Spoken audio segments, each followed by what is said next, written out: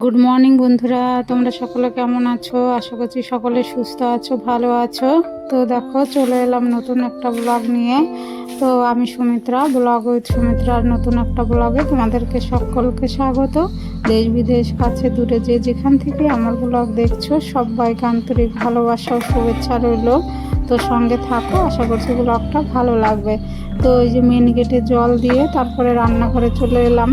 ভাত আর ডাল চাপিয়ে দিয়েছি, আর এই যে ইসবগুলির ভুসি ভিজিয়েছিলাম দিয়ে মিশ্রি দিয়ে। তো এই যে এখন গুলিয়ে নিচ্ছি, মেয়ে আর আমি খেয়ে নেবো। তো বন্ধুরা সঙ্গে থাকো।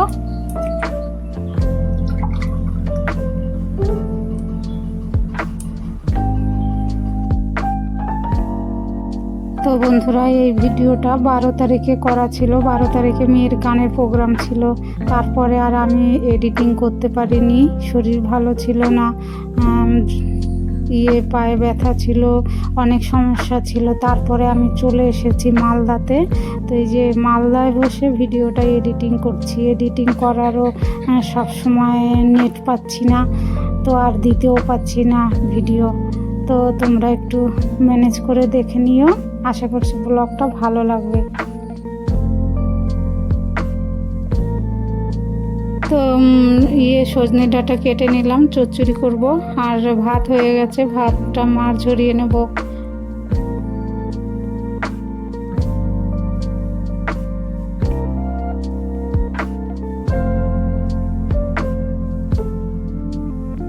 তো আজকে সর্ষে, তেজপাতা আর শুকনো লঙ্কা ফোড়ন দিয়ে ডালটা করে নিলাম, নামিয়ে নিয়েছি।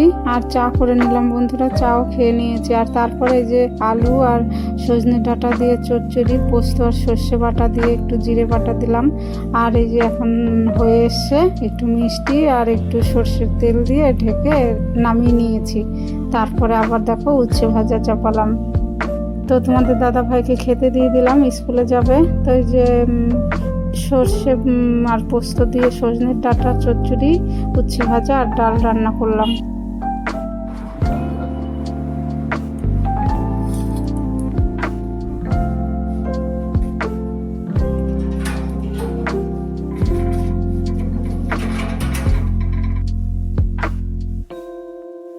তো তোমাদের দাদাভাই চলে গেল। তারপর আবার দেখো রান্নাঘরে চলে এসেছি এই ছানা পাপা করতে। এটা করতে তো টাইম লাগে, ওর জন্য আর তোমাদের দাদাভাই খেয়ে যেতে পারলো না, রাতে এসে খাবে। তো সর্ষে বাটা, কাঁচা লঙ্কা কুচি, টমেটো, সর্ষের তেল, হলুদ আর লবণ দিয়ে ভালো করে বাটিতে নিয়ে টিফিন বাটিতে এই যে একটু জলের উপরে দিয়ে দিলাম, ভাপা হয়ে যাবে। তো ওইদিকে ভাপা হচ্ছে, আর আমি দেখো এই যে এদিকে আবার জল নিচ্ছি, জল চলে এসছে। তো বন্ধুরা, চান করে এসে পুজো দিলাম, পুজো দেওয়া হয়ে গেল। এখন 2টো বাজে। আর সকাল থেকে তোমাদের সঙ্গে কথা বলতে পারিনি, একটু ব্যস্ত ছিলাম। আজকে একটু ব্যস্তই, আজকে মেয়ের প্রোগ্রাম আছে, ওই যাবো 3:30। তোমাদের দাদা ভাইয়ের তো স্কুলে পরীক্ষা চলছে, একটু লেট হবে, ওর জন্য আমাকে নিয়ে যেতে হবে বলেছে। আর যদি তাড়াতাড়ি পারে, উনি বলছে তাড়াতাড়ি পারলে আমি চলে আসবো। তো আবার টিফিন বানাবো, খাওয়ার পরে আবার একটু টিফিন বানাবো। টিফিন নেয়নি, টিফিন বানিয়ে রেখে যাব, তো উনি এসে খাবে। তো এখন খেয়ে নেবো বন্ধুরা, চলো খেয়ে নেই। আর রান্না করেছি আলু দিয়ে সজনের ডাঁটার চচ্চড়ি, পোস্ত আর সর্ষে বাটা দিয়ে। আর ডাল করেছি, আর করেছি উচ্ছে ভাজা। তো আর ছানা ছিল, কালকের দুধটা কেমন যেন হয়ে গিয়েছিলো, ছানা করেছিলাম, তো ছানা ভাপা করলাম। তো চলো বন্ধুরা খেয়ে নেই, এরপরে তো এই যে এখন 2টো বেজে গেছে, এরপর আবার রেডি হতে হবে, টিফিন বানাতে হবে। তো চলো বন্ধুরা, দেখো এই যে রেডি হয়ে গেছি, মেয়েকে নিয়ে এখন যাব রবীন্দ্র ভবনে। তো তোমাদের দাদা ভাই আজকে একটু আগে চলে এসছে বলে, পরীক্ষা মনে হয় আগে ডিউটি ছিল। তো তোমাদের দাদা ভাইকে দিয়ে পাঠিয়ে দিলাম, আমি আবার একটু গুছিয়ে গেছি, এই যে এখন আমি যাচ্ছি। তো বন্ধুরা চলো, কতটা কি ভিডিও করতে পারি। তো দেখো রবীন্দ্র ভবনে চলে এসেছি, কি সুন্দর সাজিয়েছে, দেখো দারুণ লাগছে। আমার তো খুব ভালো লাগছে, এখানে 2-1টা ছবিও তুলেছিলাম আমি। তো মেয়ে স্যার প্রসূন ব্যানার্জির কাছে গান শেখে। তো আজকে ওদের প্রোগ্রাম 12ই এপ্রিল। তো এখানে যে চলে এসেছি, আর সব গানেরই এই স্যার নিজেই সংকলন, নিজেরই সুর, নিজেরই কথা। তো রাগ আছে আর কি, উনি ক্লাসিক্যাল সঙ্গীত শেখান। তো ওই যে দেখো চলে এসেছি এখানে। তো পোষণ ব্যানার্জির গানের শিক্ষা কেন্দ্রের নাম সরস পঞ্চম।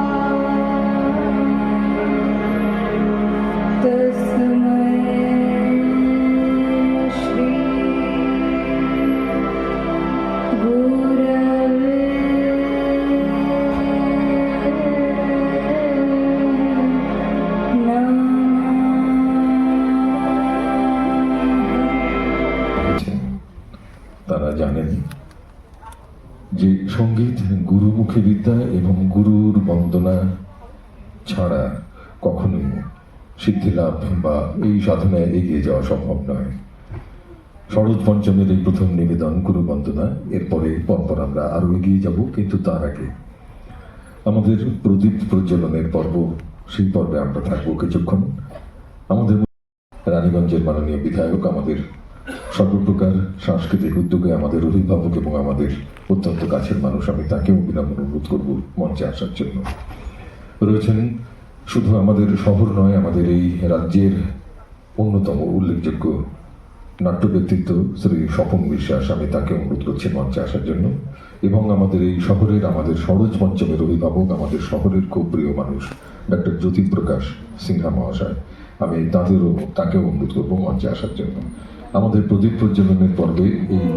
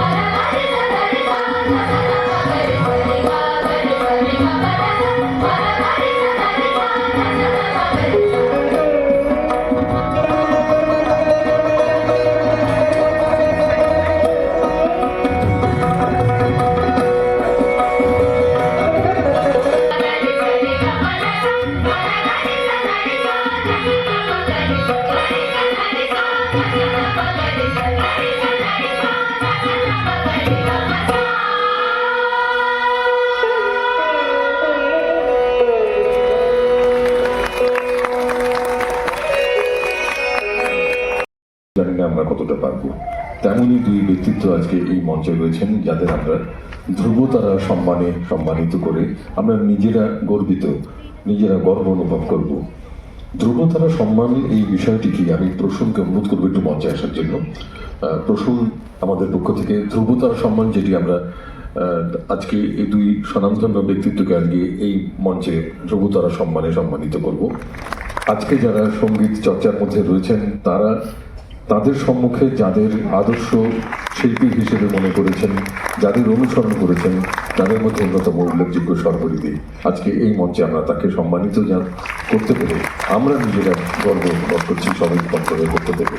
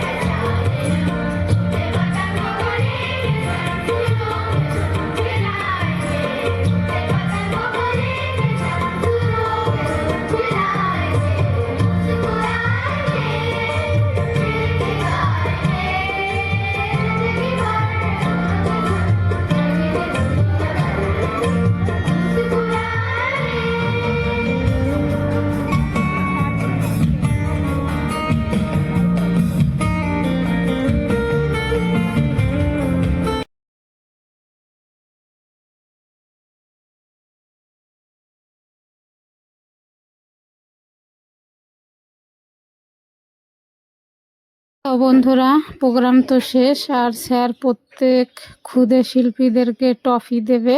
তো এই যে সবাইকে দাঁড় করিয়েছে, স্টেজে তো আর ধরছে না, তো এক এক করে দেবে, বেরিয়ে যাবে।